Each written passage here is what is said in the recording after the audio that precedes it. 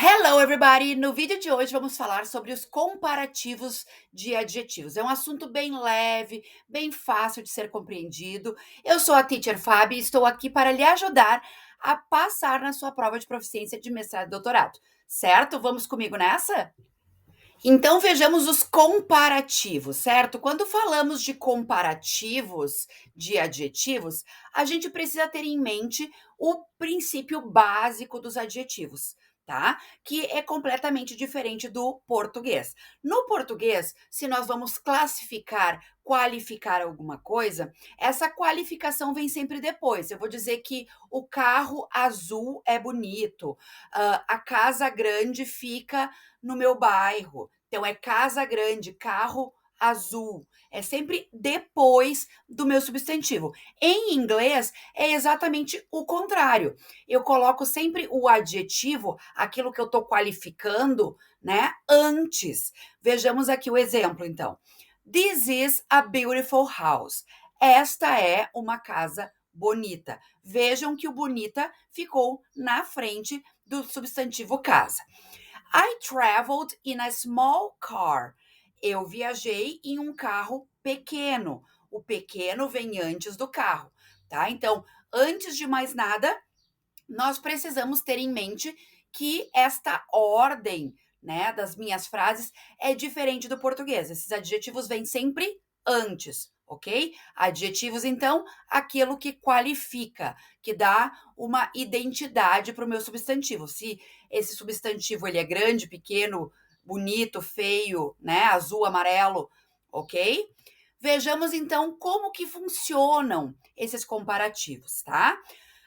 Se eu tenho um adjetivo que ele é considerado curto, o que que é curto? Normalmente de uma sílaba, duas no máximo, tá? Se tem uma coisa que é bem difícil no inglês, é a separação de sílabas, tá? A gente fica na dúvida, né? A gente olha para uma palavra e pensa em dividir as sílabas como a gente faz em português. Só que a divisão silábica em inglês se dá através do som e não das letras como a gente faz em português, tá? Então, às vezes não faz sentido aquela separação silábica. Então, o que eu aconselho vocês a fazer é olhar para a palavra, como eu tenho aqui o slow e o comfortable, tá? Eu batendo o olho, eu já sei que slow é uma palavra curtinha e comfortable é uma palavra longa.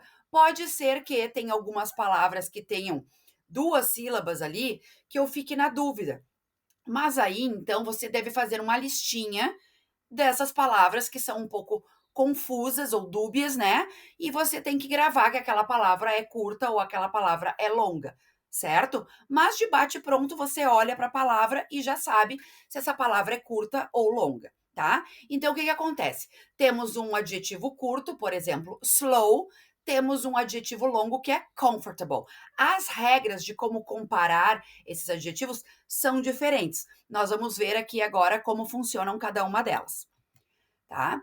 Para adjetivos curtos, basta eu acrescentar essa sílaba ER no final, que é um sufixo também, né? Esse sufixo marca então essa comparação. Se então eu tenho a palavra slow, que é devagar, e eu coloco ER no final, vira slower. Então, slower é mais devagar. Justamente essa sílaba a mais adiciona uma palavra, mais, ok? Cold, frio. Se eu coloco ER no final, fica colder, mais frio. Vejamos o exemplo aqui, ó. Canada is colder than Brazil in the winter. Então, o Canadá é mais frio do que o Brasil no inverno. Normalmente, quando eu estou comparando adjetivos ali, eu tenho esse than depois. Não é uma regra, 100% das vezes vai ter este than, tá? Mas na maioria das vezes vai. Por quê? O que quer dizer esse than? Quer dizer do que. E quando você está comparando alguma coisa, geralmente você vai dizer que este é mais curto do que o outro, este é mais bonito do que o outro, né? Então, nada mais justo do que aparecer esse than na maioria das vezes aí, certo? Vejamos como funciona nos adjetivos longos, então, como dangerous, important. Vejam que Basta olhar para esses adjetivos que eu já sei que eles são longos, eu não tenho dúvida nenhuma. Para fazer essa comparação, eu tenho que acrescentar então essa palavra more. Então, dangerous, perigoso, eu falo more dangerous, mais perigoso.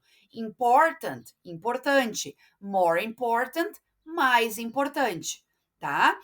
Hippos are more dangerous than dogs. Então, os hipopótamos são mais perigosos do que os cachorros, certo? Então, vejam aí, ou eu tenho more, ou eu tenho aquele sufixo ER no final para marcar que eu estou comparando duas coisas, ok? Casos especiais. Claro, né, que o inglês não poderia deixar de ter alguns casos especiais que não seguem regra nenhuma, né? Senão não seria língua inglesa. Aqui nós temos essas três palavrinhas, esses três adjetivos, good, bad e far, né? Bom, ruim e longe, que eles têm as suas próprias regras. Eles não se encaixam nem nos longos, nem nos curtos, tá? Então, uma coisa que é boa, good, eu vou comparar, eu vou dizer que ela é melhor do que a outra, eu vou dizer que ela é better, tá? Ela não é nem pequena e nem longa. Então, bad, que é ruim, worse, pior. Vejam que esse worse aqui não tem nada a ver com nada, né, gente? Simplesmente você tem que olhar para aquela palavra worse e saber que ela é a comparação da palavra ruim, pior do que, né? E far, que é longe, tem duas maneiras de eu fazer essa comparação, que é o farther ou o further, tá? Ambos estão corretos, ok? Então, esses aqui tem que estar na sua lista, né, de coisas diferentonas aí que você tem que gravar para se dar bem no dia da sua prova aí, tá? Outros casos especiais que nós temos, que não são exatamente o comparativo que é especial, e sim alguma regrinha ali. Por exemplo, quando nós temos esses adjetivos aqui, tipo big e hot, que eles são curtinhos e eles acabam ali em CVC.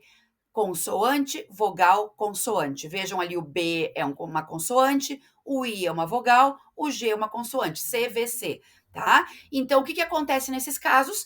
Eu tenho que dobrar a minha última consoante, ali no caso o G, e depois eu acrescento o ER, que se aplica àquelas palavras pequenininhas ali, né? O mesmo acontece com hot, então eu dobro a última consoante e acrescento o ER. Então fica hotter, tá? Bigger, hotter. Aqueles adjetivos terminados em Y, eu preciso fazer o que então aqui? Eu tenho que fazer uma adaptaçãozinha, tá? Não basta botar o ER ali e nem botar o more na frente.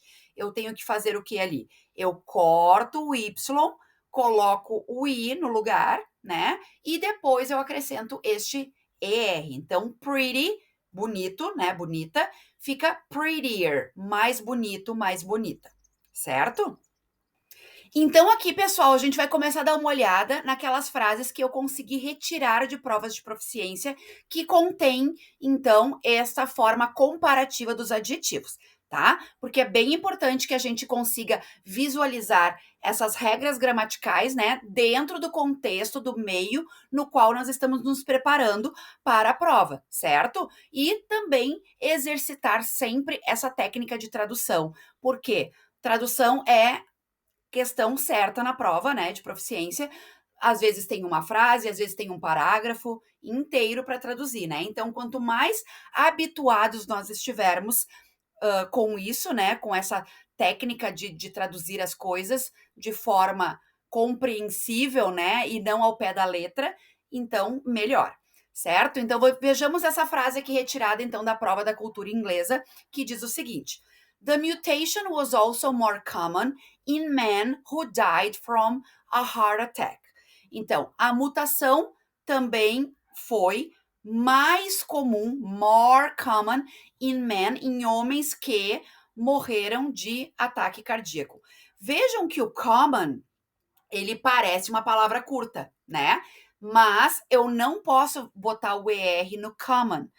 Ficaria muito estranho se eu usasse commoner, né? Soa estranho, terrível, na verdade, tá? E então esse common é uma palavrinha aí que é curta, na verdade, mas ela não fica legal com o ER. Então adicione essa palavra common na sua lista lá junto com o better, com o worse e com o farther, ok? Então o common aqui a gente põe as mesmas regras do longo, apesar de ser uma palavra curta, ok? Então, mais comum ali, more common. Esta outra frase que diz o seguinte: including a more rigorous ethical review process. Então, incluindo um processo de revisão ético mais rigoroso. Aqui fica bem visível, né, que rigorous é uma palavra longa, portanto, colocamos o more na frente, mais rigoroso. E vejam, né, lembrem daquela ideia que eu falei no início do vídeo, que o adjetivo sempre vem antes. Então, qual é o meu substantivo? É o processo. Então, incluindo um processo. E esse processo, ele tem vários adjetivos ali. Ele é um processo de revisão, ele é um processo ético e mais rigoroso. Então, eu tenho 3 adjetivos ali que estão qualificando o meu processo, tá? Então, vejam a importância da gente compreender até chegar um ponto, até chegar uma vírgula e captar a ideia, né, do contexto ali, certo? Esta frase aqui da FD 2018 diz o seguinte: Translators can either hustle hard for more or better paid work. Então, os tradutores podem até mesmo forçar, né, acelerar aí um trabalho mais duro, né, mais pesado, ou até mesmo um trabalho mais bem pago. Esse better, melhor, né, melhor pago, paid work, trabalho pago melhor, certo? Melhor pago, ok? Então, eles podem tentar esse more, né, mais trabalho, ou um melhor pago, um trabalho melhor pago, digamos assim, certo? Fevale 2014 diz o seguinte: allows organizations to tap into a much broader source of new ideas. Então, alguma coisa, né, que estava falando o texto ali, permite que organizações explorem uma fonte, source, né, much broader, muito mais ampla de novas ideias. Então, ali o meu adjetivo é broad, que é o contrário de narrow, né? Narrow é uma coisa estreita, um foco bem alinhado ali, né? E broad é uma coisa ampla, que abre a visão, né? Então, faz com que essas organizações, elas mergulhem, né, em uma fonte mais ampla dessas novas ideias aí. Test scores for 17-year-old students in the bottom 10th income percentile were far lower than those in the top 10th percentile. Olhem aqui uma coisa curiosa, né? Esse 17-year-old, ele é um adjetivo, né? Então, assim, aqueles students são que tipo de students? Né? Eles são estudantes de 17 anos de idade. Quando eu transformo a idade num adjetivo, vejam o que eu faço ali. Eu coloco hífens. Viram? Eu poderia dizer assim: test scores for students of 17 years old or who are 17 years old, aí eu não tenho o meu adjetivo. Mas aqui, como eu coloquei a idade antes do substantivo como adjetivo, eu coloquei ele entre hífens. Este é o motivo do hífen aqui, porque esta informação foi transformada em adjetivo. Bom, vejamos. Então, esse test score são as pontuações do teste, né, das provas, para estudantes de 17 anos de idade, in the bottom 10th income percentile. Bottom é no fim ali, né? Então, entre os 10 últimos, esses alunos que estavam entre os 10 últimos de income, de renda, do percentual de renda. Então, aqueles alunos com menos renda, aqueles que estão no fundo lá da nossa lista, were far lower, né? Esses scores, essas pontuações foram bem mais baixas do que aqueles que estavam entre os 10 mais que têm uma renda melhor, tá? Então, income aqui de renda, o quanto eles têm de dinheiro no caso, tá? Então, ali, ó, far lower. Esse far, ele tá me intensificando o adjetivo aqui. Lower é mais baixo, então as pontuações foram mais baixas. Mas não foram simplesmente mais baixas, foram far lower, tipo de longe, muito mais baixas, tá? Então, esse far aí tá me intensificando essa comparação que eu tô fazendo ali, certo?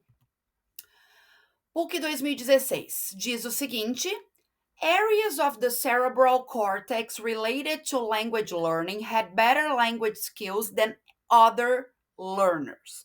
Então, áreas do córtex cerebral relacionadas ao aprendizado de línguas tiveram, então, better language skills, tiveram melhores habilidades linguísticas do que than, né, outros aprendizes, outros estudantes, ok? Então, had better, better, melhor, ok? Canadian studies suggest that Alzheimer's disease and the onset of dementia are diagnosed later for bilinguals than for monolinguals. O que isso aqui quer me dizer? Então, os estudos canadenses sugerem que a doença de Alzheimer e o início de demência, né, são diagnosticados later, mais tarde, para aqueles que são bilíngues do que para aqueles que são monolíngues. Ou seja, estudem uma segunda língua, que isso vai lhe ajudar também, gente, a prevenir Alzheimer e demência aí, né? Vejam a importância de estudar uma segunda língua. Além da gente poder passar numa prova de proficiência, né, gente? A gente está aí prevenindo doenças mentais aí, porque aqueles que são bilíngues têm um diagnóstico mais tarde, né? Eles desenvolvem as doenças mais tarde do que aqueles que têm apenas uma língua, certo, gente? Então estamos no caminho certo aqui. Então, later vem do adjetivo late. Late é tarde. Então, later, vejam aqui que a gente só adicionou o R, porque ele já termina em E, né? Então, later, mais tarde. Essas pessoas que são bilíngues têm o desenvolvimento dessas doenças mais tardio, né? Mais tarde. Ample opportunities for further reflection show up here. Vejam, então, aqui nós temos mais um exemplo daqueles casos especiais, né? Mas o further, a gente vai ver a tradução dele aqui nessa frase, fica um pouquinho diferente. Então, ample opportunities, amplas oportunidades para uma reflexão further.